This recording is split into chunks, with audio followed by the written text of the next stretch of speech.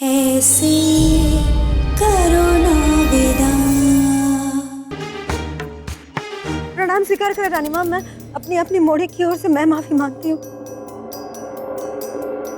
नादान है ये, बचपना गया नहीं अभी तक इसका, कहीं भी पहुंच जाती है, कुछ भी कह देती है, दोबारा नहीं आएगी रानी माँ।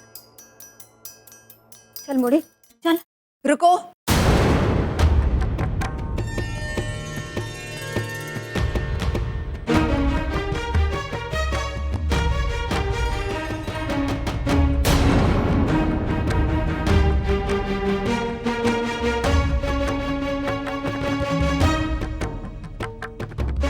ये लड़की यहाँ कुछ शिकायत लेकर आई थी, इसे अपनी बात तो कहने दो। मेरे बापू ना आपके लिए हर साल नवदुर्गा की मूर्ति बनाते हैं। हम जानते हैं, पर इस साल ना थोड़ी सी देर हो गई, मूर्ति पहुंचाने में नहीं बनाने में। पर उससे पहले वो पन्ना दाई माँ हमारे घर आई मूर्ति देखने के लिए, और आके बवाल मचा दिया। कहने लगी मूर्ति नहीं लेंगे, काम नहीं देंगे, भूखा मरना पड़ेगा। बताओ तो जरा, ये कोई बात हुई क्या? मूर्ति तो तैयार है और अमावस की रात तक चौक पर पहुंच भी जाएगी। अब आप ही बताओ, अगर कोई धीरज धरे तो काम काहे बिगड़े? बोलिए तो माँ, आपको पता है उनकी इस तरह धमकाने से हमारे घर में कितना तनाव हो गया। माँ बौखला गई, बापू डर गए, और दादी माँ तो दुगना जाप कर गई मनके का। और डांट क्यों पड़ी? बिना बात के ना। दाई माँ को तो बापू से माफी मांगनी चाहिए। मोड़ी चुप हो जा, कुछ भी बोल देती है तू।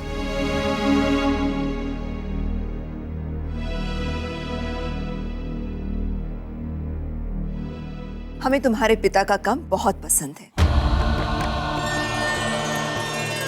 हर साल हम मूर्ति उन्हीं से बनवाएंगे, तुम निश्चिंत रहो। और पन्ना की ओर से माफी हम तुम्हारे परिवार से मांगते हैं।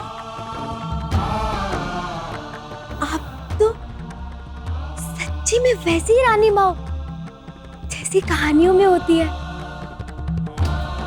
आपको पता है इस साल ना मूर्ति हर साल से भी ज्यादा सुंदर बनी है। आप देखोगे ना, देखते रह जाओगे। हमें यकीन है। रानी माँ, आपने मेरी मोड़ी का बचपना अनदेखा करके उसकी बातें इतने ध्यान से सुनी, उस पर नाराज भी नहीं हुई। आप सचमुच देवी हैं रानी माँ। प्रणाम स्वीकार करें। चल मोड़ी चल।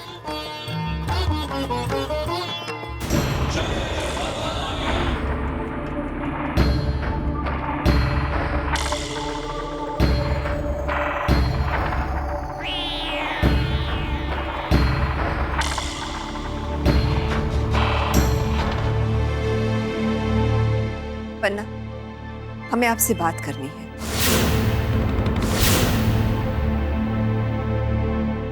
जी।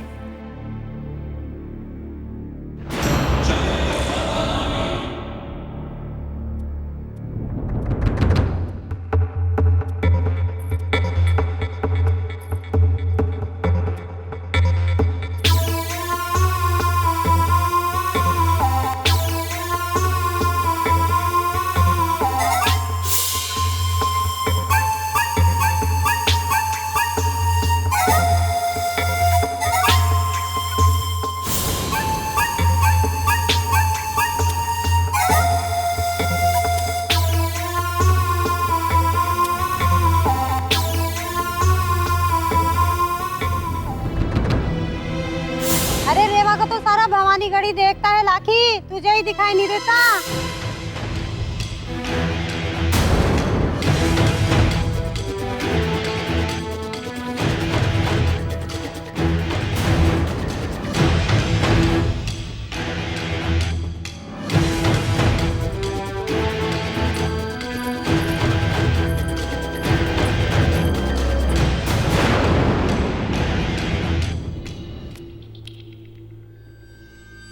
कौन थे ये लोग?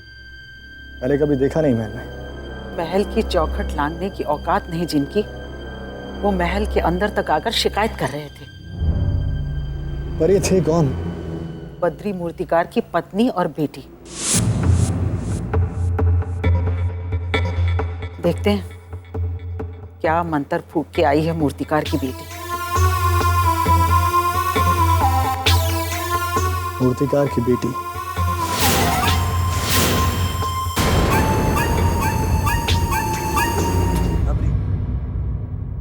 आपको उस परिवार को इस तरह धमकाना नहीं चाहिए था पन्ना।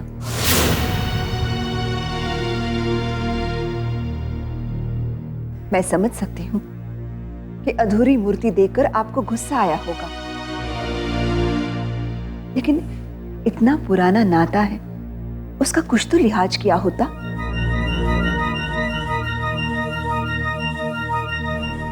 मैं ठीक कह रही हूँ ना पन्ना? आप कह रही हैं तो ठीक ही होगा रानी। फैसले तो आप ही लेती हैं, मैं तो बस अमल करती हूँ। जाऊं?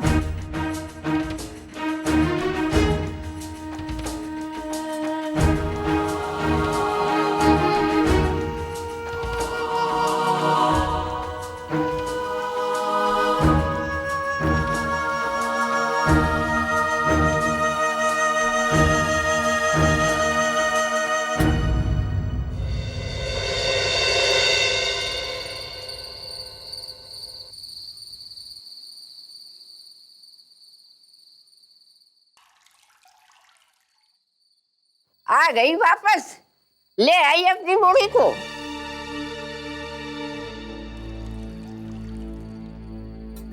मोहे लागे बूढ़ी है, काम खत्म हो गया। हाँ माँ। अच्छा जे बताओ, लाखी रेवा को लेने कहाँ गई?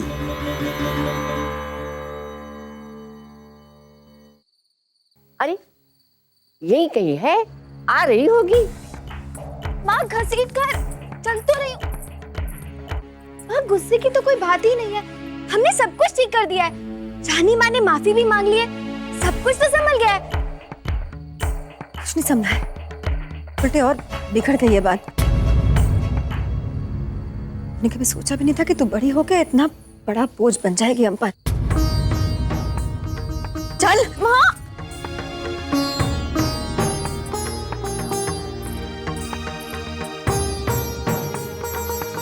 वो देखो वो आ गई।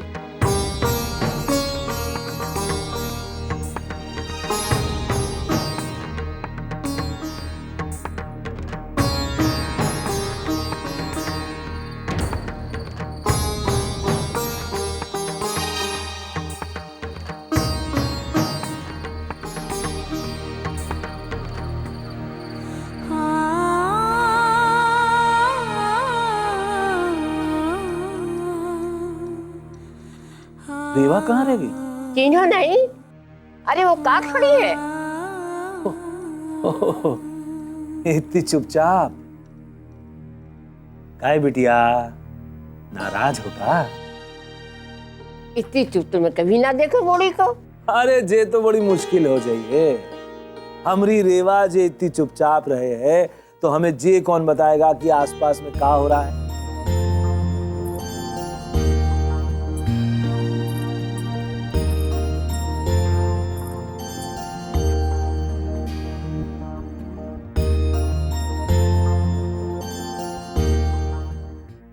माँ डांटे रही,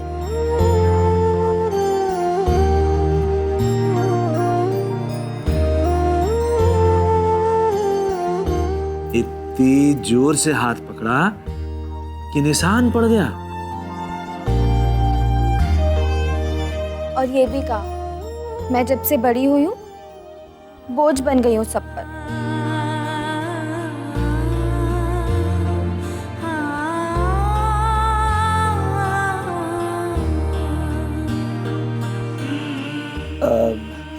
हाँ अच्छा बिटिया, देख खाने का वक्त हो गया है, जा जाके भैया को बुला ला खाने के लिए, जा।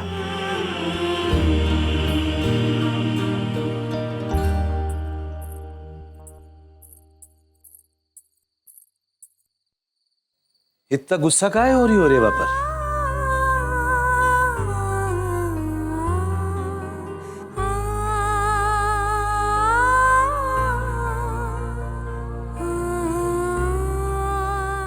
जवाब काहे नहीं दिया? क्या करूं? क्या करूं मैं?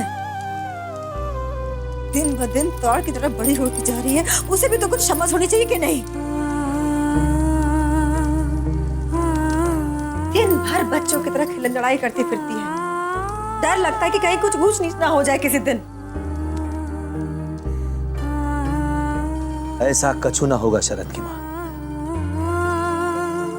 हाँ, थोड़ी नादान जरूर है, पर धीरे धीरे समझ जाइए। आपके लिए कितना आसान है ना ये कहना। आपकी बेटी जवान हो चलिए, लेकिन आपको तो दिखाई देता नहीं।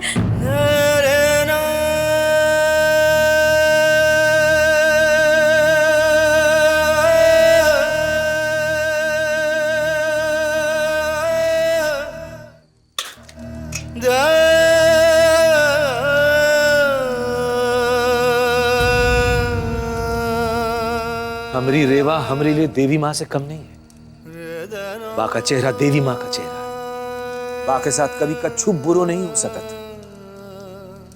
हमरी रेवा को छूने वाले का हाल देवी माँ वैसा ही करेंगी जैसे मैया ने महिषासुर के साथ किया था।